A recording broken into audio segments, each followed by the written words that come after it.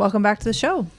We're going to talk about signal versus noise again today a little bit. You excited to keep this conversation going? I am, yeah. We're going to talk mainly about the idea of internal. Everything always comes back. This is heart first. Understand the difference between activity of the mind, going from the mind into the heart. So let's just start with noise, and then we'll go to signal.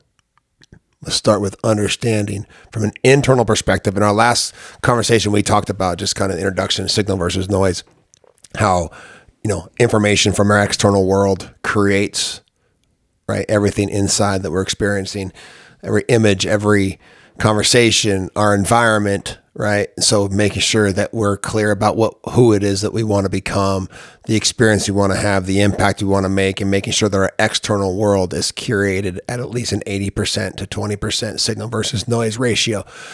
But now let's just make this entire conversation to see how far we go with it, about the internal concept of noise versus signal. What's the first thing that comes to your mind? Internal noise. Yeah. Yeah. What does that mean to you? Self-judgment, comparison in a negative way, fear or worry about what other people are thinking or things that I can't control. Creates a lot of noise. Noise that can stop you from taking action on something that you really believe in or becoming the version of you that you want to step into. Something that can cause you to cause your heart to close, and for you to be less available to hear true signal.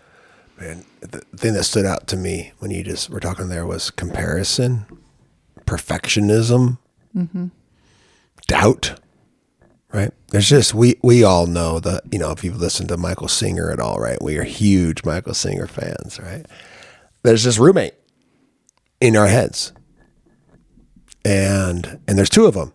There's one that's sometimes positive and uplifting and optimistic and believes you can do this and wants to go explore life and create, and we have moments of inspiration. And then there's this other one who goes, "Who do you think you are?" Right? And comparison and judgment and criticism and doubt and fear. There's the first voice that says, "I have an idea," and then the second voice that says, but yeah. Yeah. So we're not going to talk about where these voices come from, but we all know they're there. Yeah. The worst piece of advice I've ever gotten.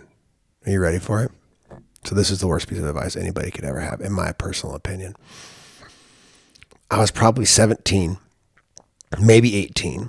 I was hanging out in my friend's garage with my friend's dad, who I really respected, from high school. And I was helping him with something. I can't remember where my buddy was, but I was hanging out with the dad. And we're piddling in the garage building something. Maybe he was helping me fix something. I can't remember. Anyway, we're kind of talking about life a little bit, and I kind of opened up to him. It was one of my very first times I had ever remember opening up to anybody that I was struggling internally, had an internal battle going on. And he said, "Well, it's probably because you're not listening to the voice in your head." He said to me, "Listen to that voice in your head." And he didn't give me any other context. I thought, there's a voice in there?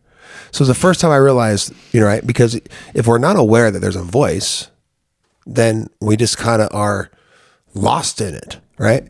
Yeah. And so I went on about my life, and it took me until somewhere around my probably mid-30s-ish, maybe a little bit later, before I came to the opposite conclusion. After going through, probably about 2 decades worth of listening to the voice in my head, believing my thoughts, believing everything that I thought to one degree or another, right? To one level or another, allowing those thoughts to govern my internal state, allowing myself to feel the incongruence with those thoughts, allowing them to push me, to pull me, to take me up, to pull me back down, a roller coaster, absolute roller coaster, and being confused because of the conflicting message, like you're talking about, that says, Yeah. I want to go do this. And the next minute, well, yeah, but who do you think you are? Whatever, right? 20 years later, I came to the conclusion and to the commitment, basically, that I continue to strengthen the ability, the skill around, is that I don't listen to anything that the voice in my head is saying. And it still talks. It's not nearly as loud as it was, 10, 15 years ago. But like, that's the worst advice I ever got. Yeah. Yeah. It doesn't mean you resist it. You just allow it to be there without actually getting involved with it, merging with it, and taking that as truth. Yeah. So let's how do you handle the noise in your head? We're not going to talk about where the noise comes from or what the noise is trying to do from a brain, mind, body system perspective. But we will, like, what do you do with it? And that there is this constant dichotomy between negative, positive, fear-based, like inspiration versus inspiration and motivation. And like all of this is fleeting. All of this is coming and going and constantly happening from one moment to the next.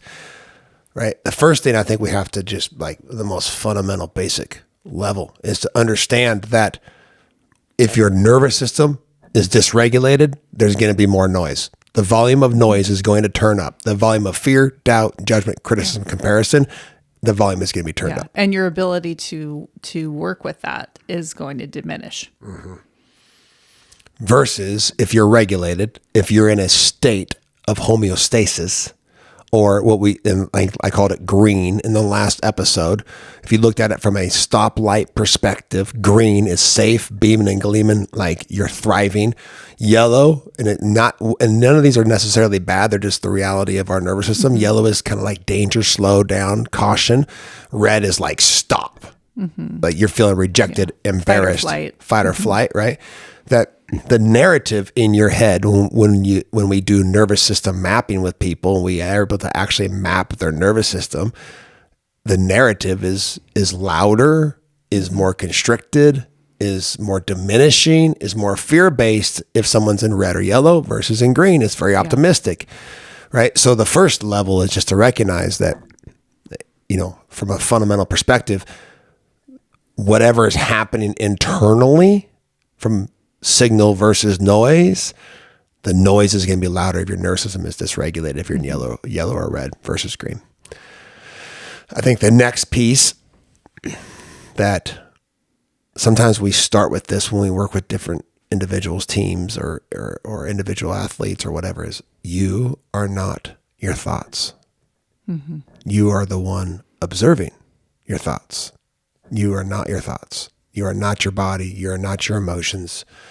And this introduces the absolute most powerful skill, mental and emotional skill for well-being and for performance. In sports psychology, they call it objective awareness. In yogic type of circles, they would call this witness consciousness. In quantum physics, they would call it to be the observer. In logotherapy, Viktor Frankl calls it to be detached. That's how you know you're hitting on something when there are different terms for it in so many different well-studied disciplines. Yeah. And here's what's really neat about this. Like, a lot of people are like, oh yeah, I'm not my thoughts. And oh yeah, no, I'm able to observe things, right? Like, no, truly to be able to detach, to watch a thought come, to watch it go, and legitimately, or an emotion fluctuate, to rise up inside of you, and then for it to settle back down again, and for you to not be at all attached or identified with it. This has become, since I had that shift from listen to everything in my head to listen to nothing, like, this skill is a mental skill that can be developed, absolutely can be developed. And there's a very practical way to develop it, which maybe we'll do a lesson about mental skills later. And it absolutely works. Yeah. It absolutely works to create space between you and the thoughts, between you and the emotions, between you and what you're experiencing internally. That's like fundamental to be able to eliminate noise and focus on signal. Mm-hmm. To go from your head to your heart. If you don't create the ability to detach, to observe, and they also call it mindfulness, non-judgmental awareness, to be able to observe something just for what it is. Like, there's a thought. Yep. And here it comes. And there it goes. Right. And it's somehow distracting me. It's somehow diminishing to me. It's somehow trying to keep me safe, to conserve energy. It has something to do with my past experiences. My mind is, has been conditioned based upon all of my past experiences. Has something to do with what a parent told me one time, a friend, a peer, a coach, somebody had said something to me that then got lodged in there, and now it's popping back up again. So how good can I get at just watching it and just observing it, of not attaching to it, not identifying with it, not allowing it to pull me down, to distract me, right? So that if I'm able to do that, then I'm able to differentiate between signal and noise. Mm-hmm. I'm able to pay attention, and I've been saying this a lot recently. You know it's coming. Pay attention is us paying energy. Attention is energy. Where your attention goes, energy flows. So when I pay attention to something, right, I'm giving it my energy. And if I give my energy to noise, what do you think increases? Noise. Mm-hmm. If I allow for, and it's not, like you said, it's not resisting.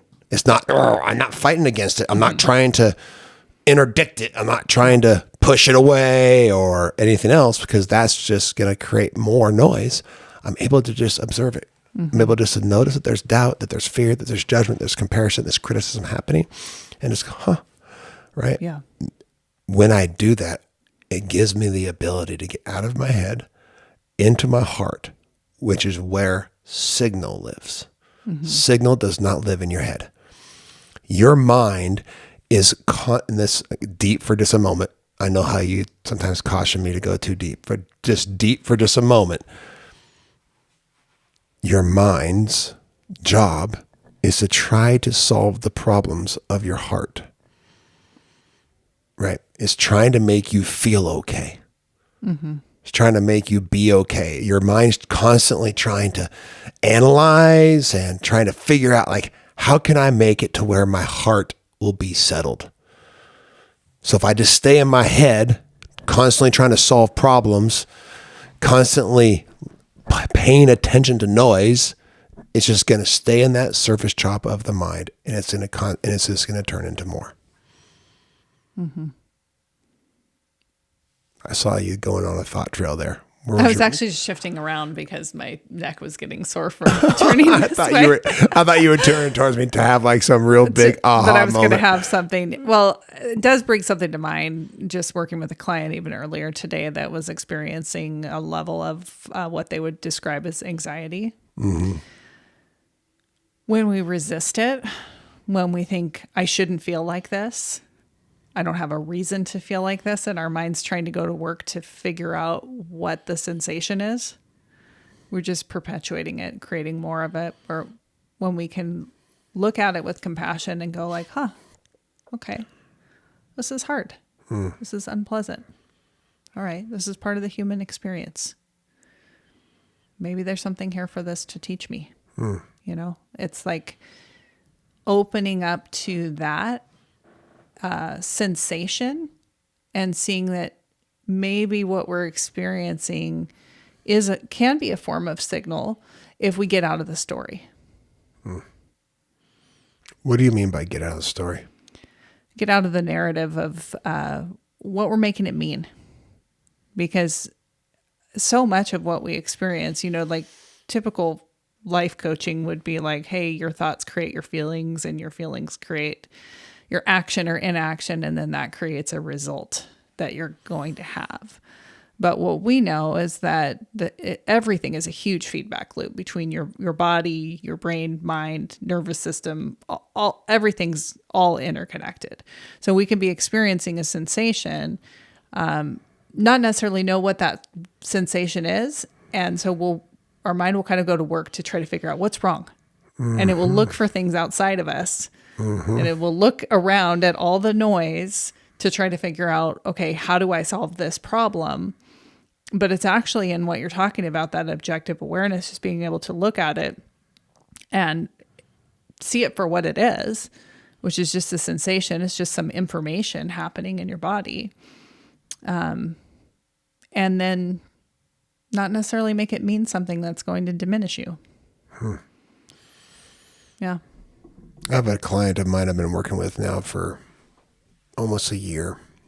And in our last call, she verbalized, she's a leader, successful leader who works a lot with nonprofit and different things.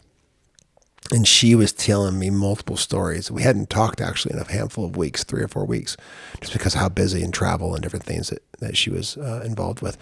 And she was telling me 4 or 5 different scenarios where that she noticed the meaning-making aspect of her mind, because this happened that she liked or didn't like, or this didn't happen that she thought should have happened, and it hit certain expectation and how something was supposed to go and it didn't go that way, and how she was able to pull back and observe her mind, trying to create narrative, story, place meaning on it. Like, we are meaning-making machines. I say that all the time.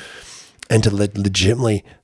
And that's why I asked you, like, what do you mean by story? Because this is what I tell people all the time. Like, imagine how much energy becomes liberated, right? Because your mind is an energy field that's constantly trying to create more. What is the more that you're feeding it? The more you're feeding is what you're paying attention to. If you pay attention to the negativity, try to solve the problems of the mind, you're just going to create more problems. You're just going to create more activity of mind. That's all you're going to do, versus being able to just observe mind. Observe it from 10,000 feet. Notice that it's trying to create some sort of a narrative, some sort of story that's going to help to keep you somehow safe, to conserve energy, to preserve your current self-concept or your current egoic construct. That's what it's constantly trying to do. Yep. That making sure that whatever is happening externally is going to match with some sort of internal belief structure or narrative, a limiting belief you have about yourself. And so when this shows up a certain way, you see, I told you, it's validation. We see that all the time, because we see people stepping out of their old self-concept and going like, ooh, I'm tuned into this new signal, and realizing like I could be so much more. Oh, wow.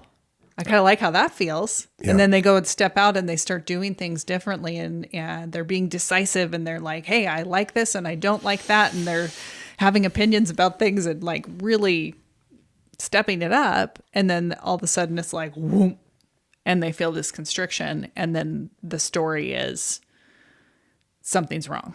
Yeah. It's like, no, that's absolutely a part of it. It's just when we're in the story, that's when it can create unnecessary suffering. Well, even when we first started this, and or different times and phases of when we with the coaching, the podcasting, all that, there's been little times where we have been distracted by noise. Oh yeah. Internally, a little self-doubt, a little criticism, a little judgment, a little narrative. Yep. What I am presenting is an idea that is liberating. I'm telling you, it's freedom. And this is what my client illustrated to me. She gave me 4 or 5 different examples where she, in the past, before working together, she would have gone down that rabbit hole. It would have distracted her. It would have diminished her. She would have reacted to it. She would have said something that probably wouldn't have been ideal. It would have caused some sort of disruption in a relationship, either in her marriage or a friend or whatever. And she was able to legitimately stay out of the story, stay objective, to determine what was the meaning that she was going to place on it, how she was going to respond to it, what she was going to make it mean. Like, beautiful. I'm going to make it mean this, because that's not going to diminish me. And at least the meaning was neutral. Most of the times, most of her stories, The meaning that she placed on it was neutral. And she was emotional, telling me all these experiences and all these stories that would have happened, that would have turned into something that was diminishing, and her being able to just be like, no. And then because of that, she was able to tune into what the moment was asking of her, who she wanted to be, and was able to be authentic and in alignment and integrity with the version of herself that she wants to be, the most highest impact version of herself, where she's fully present. She's just sending and receiving love. She's operating from that place of abundance and feeling like she's, and the word that really caused her to get choked up was, she's like, worthiness. Yeah. Because if we allow for ourselves to stay in the mind, if we allow for noise to be louder than signal, we will operate from some form of lack, some form of unworthiness, not good enough. And then we're trying to overcome that, right? With more noise. The mind will, like you said, will go external, looking for some sort of validation or a way to try to solve the problem. This is what I'm talking about. Or a self-fulfilling prophecy of like, see, I'm not good enough because confirmation bias. Here's all of my evidence to prove that. Prove what I internally believe about myself. And so, we'll probably talk about this concept of being able to truly be objective multiple times in the future, because it's one that we just have to keep coming back around to. People just need to understand how powerful it truly is when you're truly able to step back and observe yourself from 10,000 feet, to not get caught up in story, to let thoughts and emotions come and go, just like a cloud passing by or a river flowing, and to not place your identity, your self-worth, any of it in any of that internal narrative, any sort of that internal dialogue, internal emotions, right? You are not your thoughts. You are not your body. And when you're able to get to that place, then what is left is stillness. What is left is quiet, is silence. The mind will naturally settle down. And then you can choose the meaning. You can choose the next thought. You can choose the response. And on a very higher level, you can even tune into a signal that is coming from something so much greater. Right? But there's no way you're going to ever hear that signal without developing that objective awareness. Because your mind you'll stay stuck. You'll stay dog paddling, stuck, identified, attached, trying to fix, resisting that surface chop, the noise of the mind. So it's what we talked about on the last episode, which is like noticing what the noise is in the first place. So being able to really identify the things that are creating excess external noise for you, which it's all interconnected, the external and the internal, because we have I have a process that I teach where we work with specifically external and internal triggers in different weeks. And then it's like, try to differentiate those two, because they're completely connected. Yeah, they're completely interconnected. So noticing where that noise is coming from, they're getting more clear through practicing objective awareness and becoming more aware of your thoughts and what's going on internally for you, sensations, raw sensations, all of that. And then finding the practices that help you to tune into the signal. Yeah. Yeah.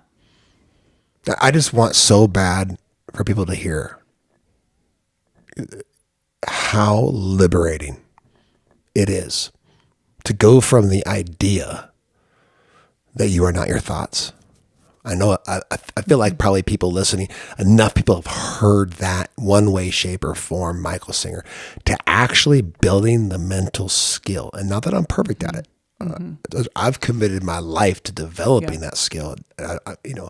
I've committed to not listening. It doesn't mean I don't listen once in a while. Sure. But when I am not listening, when I'm just observing, when I'm truly non-judgmental, when I am in that detached, just observational state, man, how much more peace, how much quieter my mind becomes, how much more free and liberated I feel, and how much more energy I have. Legitimately, that's the mechanism, one of the basic mechanisms of letting go. And when you no longer are paying attention to all these things that are noise, that are outside of your control, or just that are legitimately distracting or diminishing to you, when you no longer allow for your energy or your attention to go to any of those things, how much more alignment and creativity and clarity and direction, and this is, again, I'm practicing. So this is not me telling you that I've mastered this by any way, shape, or form, but how much easier, effortless ease life can become. Doesn't mean we don't still have to do hard things, whatever. Like, life is this constant navigation of hard and soft. But I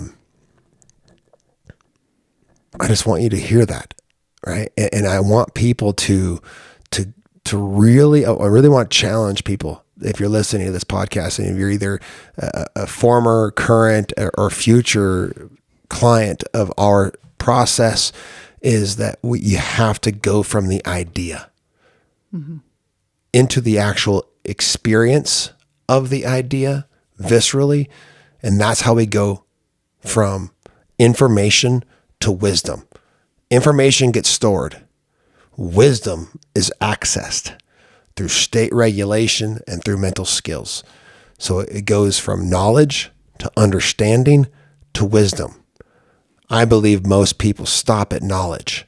Most people get an idea, they read a book, they hear a passage, whatever, and that's nice. Yeah. I like that. But they never actually work on the skill.